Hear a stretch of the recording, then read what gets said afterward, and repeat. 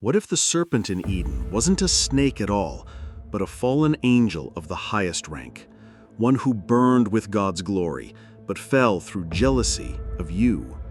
Before we dive in, tell me in the comments, do you think it was a literal snake that tempted Eve? And was it really an apple they ate? Share what you've believed your whole life, because what you're about to hear may change it forever.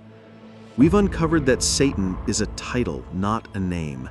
We've revealed who the accuser is and where demons come from. But one question ties it all together, a question that reveals why salvation isn't just a nice idea, but the only solution to a cosmic crime that began with jealousy in the heavenly realm. Who was the serpent in Eden? And why did he want humanity to fall so desperately that he risked everything to make it happen? What I'm about to show you will shatter everything you thought you knew about the fall of man. The serpent's true identity reveals a motivation so dark, so personal, so filled with cosmic jealousy, it explains every evil thing since. And the shocking part? When you discover why the serpent targeted humanity, you'll realize Eden wasn't just a tragedy, it was the setup for the greatest comeback in history. In this series, we've pulled back the curtain on the spiritual realm. We discovered that Satan means the accuser, a prosecutorial role, not a personal name. We've revealed who the accuser is and where demons come from. But one question still haunts everything. If this cosmic prosecutor is so powerful, so ancient, so cunning, why risk it all to tempt two humans in a garden? Eden isn't just the beginning of human history. It's the key to understanding the entire spiritual war raging since the foundation of the world. And when you see who the serpent really was and why he was so desperate to destroy humanity, you'll understand why the gospel isn't just good news, it's the only news that could save us.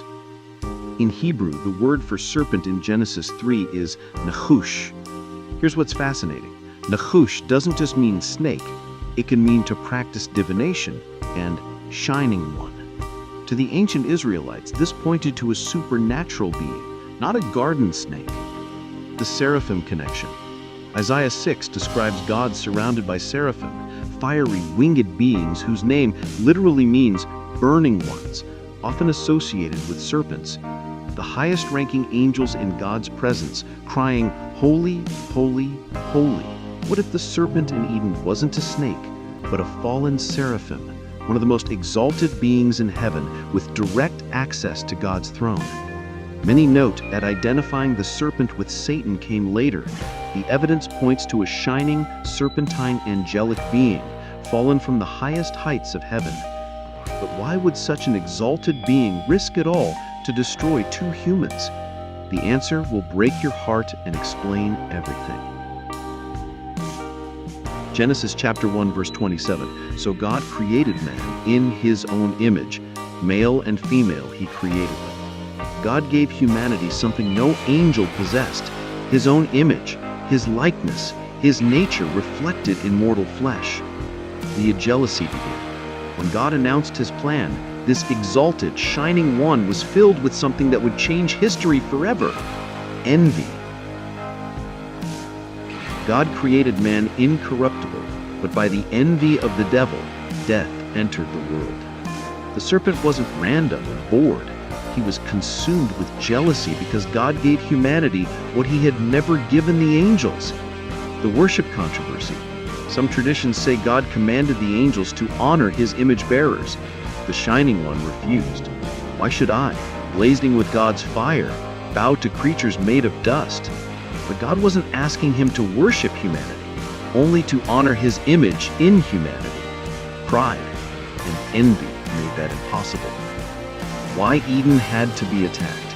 He could not strike God directly, but he could strike God's image bearers, corrupt them, shatter relationship, twist the image beyond recognition. God's image corrupted, death empowered, humanity legally guilty, relationship severed. That is why he became the accuser. His charges weren't baseless. Humanity was guilty after Eden.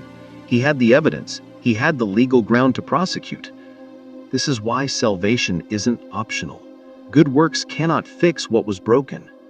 3 realities: God's image corrupted, death empowered, the accuser gained legal rights. Only God could restore his own image. Only the perfect man could reverse Adam's failure. Only divine love could overcome the envy that started it all.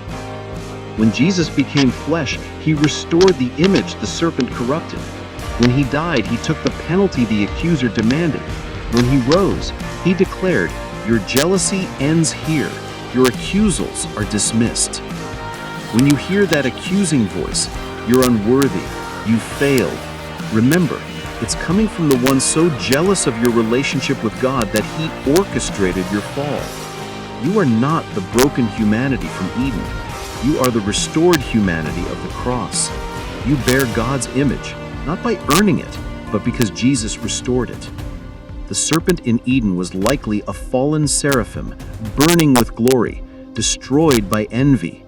His victory in Eden made him the accuser. His jealousy still fuels the demons that torment God's image bearers today. But here's the beautiful part. Jesus didn't just defeat him. In Christ, we're not merely image bearers. We're being transformed into the image of God's Son. The serpent's worst nightmare has come true. If this reshaped the gospel for you, tap like and subscribe. Next time, we'll see how Jesus dismantled every piece of the serpent's victory and what that means for your daily walk. And don't forget the question from the beginning. Do you believe it was really a snake in the garden? And was it really an apple? Share what you've always believed and whether this episode changed it. You are not an accident.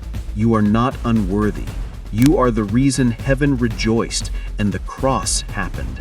The serpent's envy couldn't stop God's love, and it won't stop yours either.